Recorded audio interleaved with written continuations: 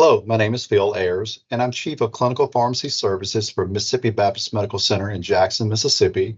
I'm also a Clinical Associate Professor for the University of Mississippi School of Pharmacy. Today's course is just one in a series of subjects brought to you by Channel 1 On-Demand Nutrition Education. Today, we're looking at individualizing parenteral nutrition through the utilization of commercially available multi-chamber parenteral nutrition. So our objectives today are learn how to successfully incorporate a commercially available multi-chamber bag into your practice. And then we'll also review some case studies utilizing multi-chamber bag parenteral nutrition.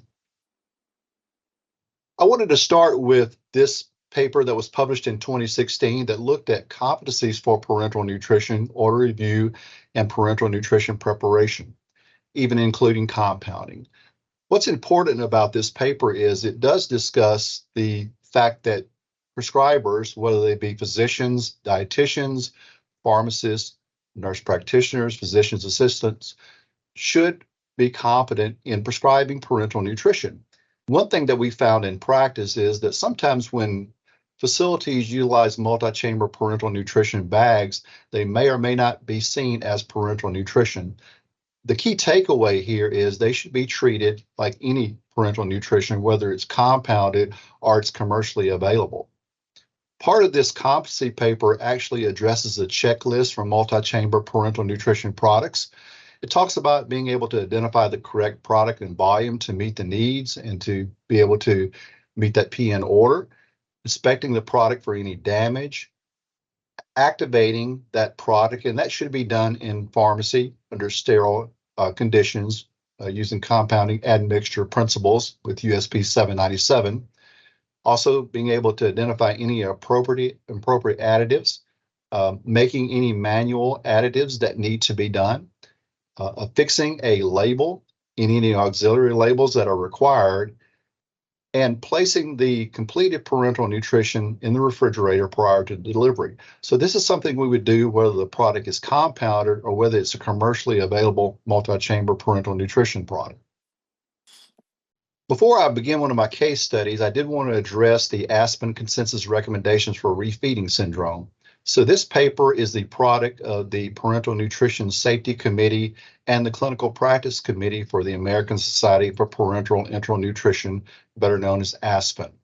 So this paper was started in 2017 and finished in 2020, and involved a multidisciplinary group of people.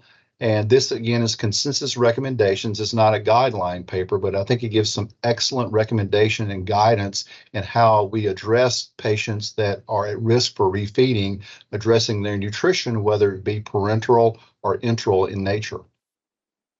When you look at refeeding syndrome, looking at the pathology, we do know when there's prolonged starvation or severe malnutrition, and we see a depletion of nutrients, that eventually this will lead to fatty acid catabolism, which leads to ketone production. We see in a prolonged starvation or malnutrition state that a depletion of electrolytes and vitamins, decrease in the metabolic rate, and even decrease in insulin secretion. So once we reintroduce carbohydrates, we see the metabolic rates increased, the insulin secretion also increased, and anabolism increased as well. The demand for ATP and oxygen is increased. And because of that, we'll see an uptake of phosphorus, potassium, and magnesium, and an increased utilization of thiamine. So in these patients who have had a prolonged starvation or malnutrition, once we reintroduce nutrition, we're going to possibly see things like hypophosphatemia, hypokalemia, hypomagnesemia, and even thiamine deficiency can occur. So this particular slide addresses some of the patients who are at risk. Obviously, those who are chronic alcoholic or have a long use of drug abuse, patients with dysphagia who have had difficulty swallowing, any eating disorder like anorexia, that patient would definitely be at risk. Stressors such as surgery, where we have the patient goes without nutrition for an extended period of time would be at risk. Any malabsorptive state like Crohn's or short bowel syndrome. Cancer patients, cancer cachexia, they're certainly at risk of refeeding as well. even post-bariatric surgery patients. And this again lists several patients that we need to keep in mind that are at risk for refeeding syndrome once we reintroduce nutrition. So this paper also addressed some criteria for identifying the adult patients who are at risk for refeeding syndrome. The paper not only addresses adults, but also pediatric patients as well. You can see here, this is divided in a moderate risk versus significant risk and the criteria needed. So for instance, the BMI for moderate risk would be somewhere in the 16 to 18.5 range, whereas the BMI in a significant risk patient would be less than 16. We also look at things like weight loss and caloric intake, abnormal pre-feeding electrolytes certainly are important. Any loss of sub-Q fat, muscle mass, and any other comorbidities that could put the patient at risk for refeeding. So again, this is a great way of identifying those patients who might be at risk that we need to certainly keep in mind as we introduce or reintroduce nutrition. The paper also does a very nice job describing how we initiate nutrition in these patients. You can note here that we initiate very slowly with about 10 to 20 kcals per kilogram the first 24 hours, and really advancing only when the electrolytes and the patient has also achieved glycemic control.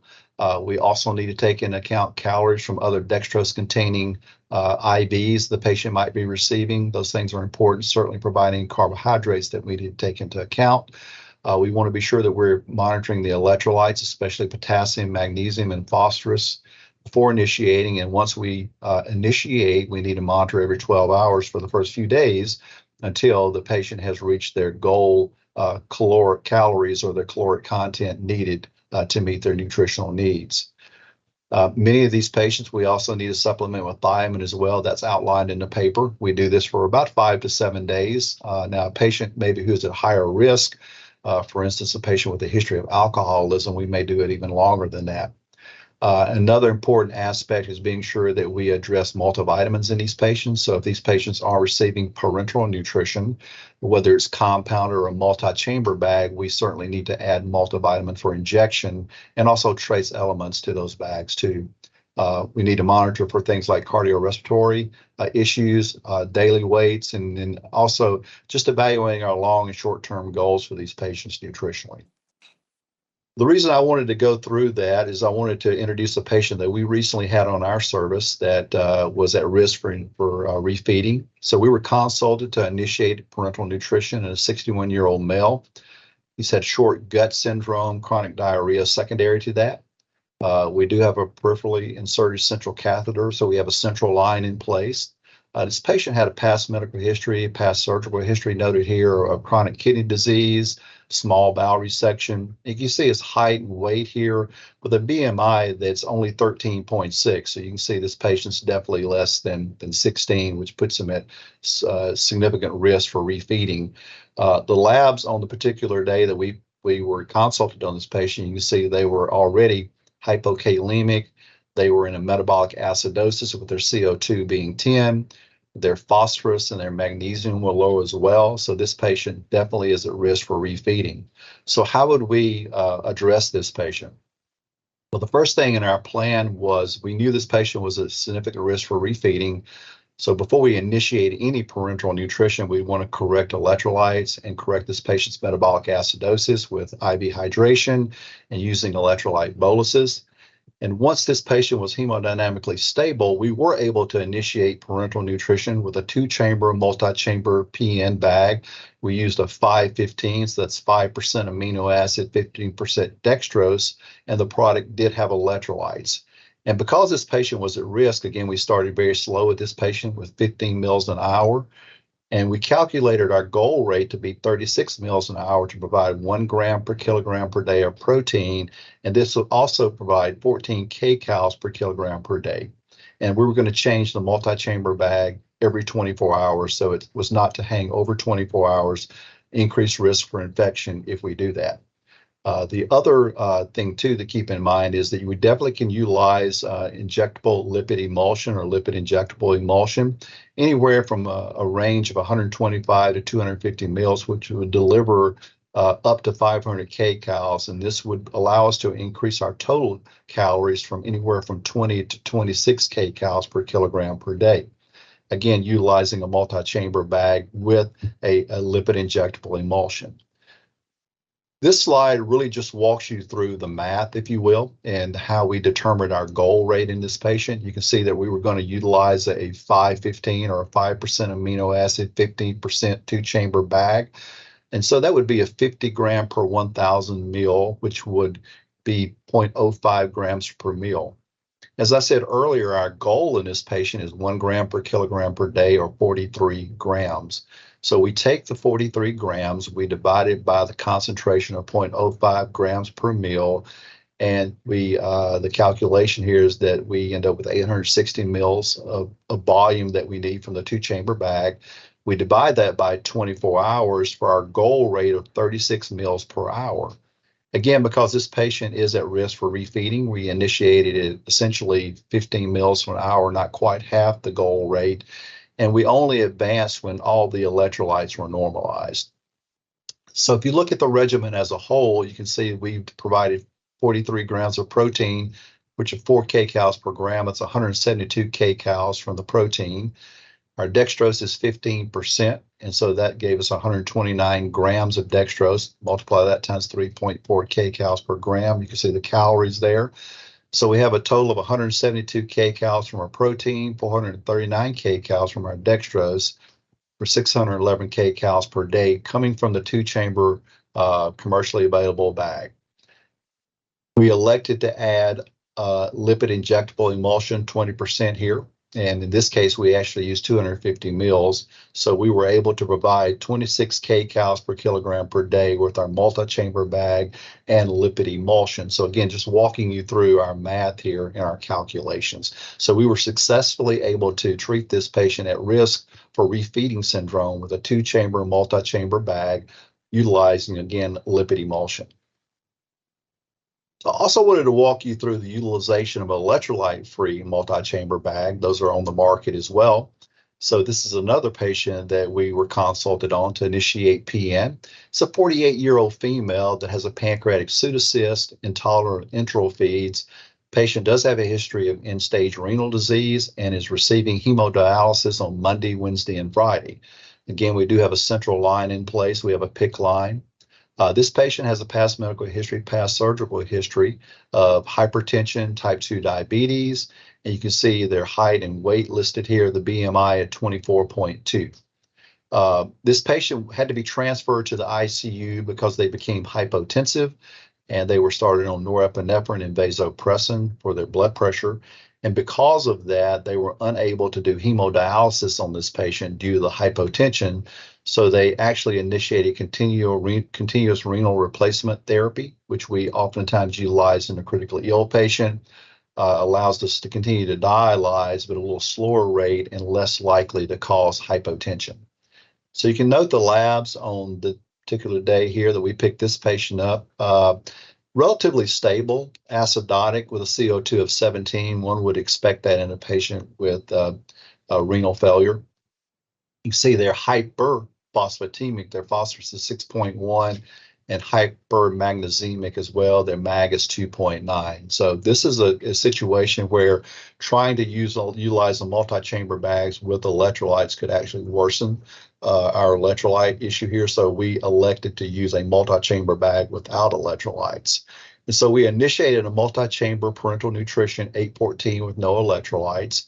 Again, we didn't put any magnesium or phosphorus or any sodium or potassium. Now, you could have utilized a small amount of potassium acetate in this patient because they were acidotic, but we elected not to, at least initially.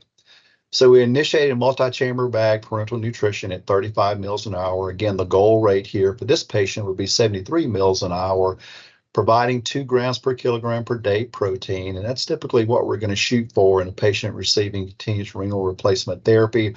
Our range here is usually 2 to 2.5 grams per kilogram a day of protein. And so you can see, utilizing this multi-chamber bag, we were able to also provide 20 kcals per kilogram per day. And again, changing the bag every 24 hours. These bags come in 1 and 2 liter volumes. And so oftentimes you may not give the entire volume with their goal rate, but you still want to be sure it does not hang over 24 hours.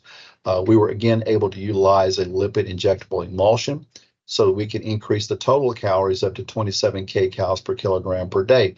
So again, another example here of using a multi-chamber bag without electrolytes, but still able to meet the needs of this patient who is renally impaired. Now, one thing of note here, since this patient is on CRRT or continuous renal replacement therapy, we do know that oftentimes these patients will become hypophosphatemic over a period of time. So we, within a couple days, 2 to 3 days, we actually added phosphorus or phosphate to this patient's multi-chamber bag to prevent them becoming hypophosphatemic. In closing, I would invite you to watch the upcoming Channel 1 videos on nutrition and learn more from many of my esteemed colleagues. I hope that you found the presentation helpful and that you have a great day. Thank you.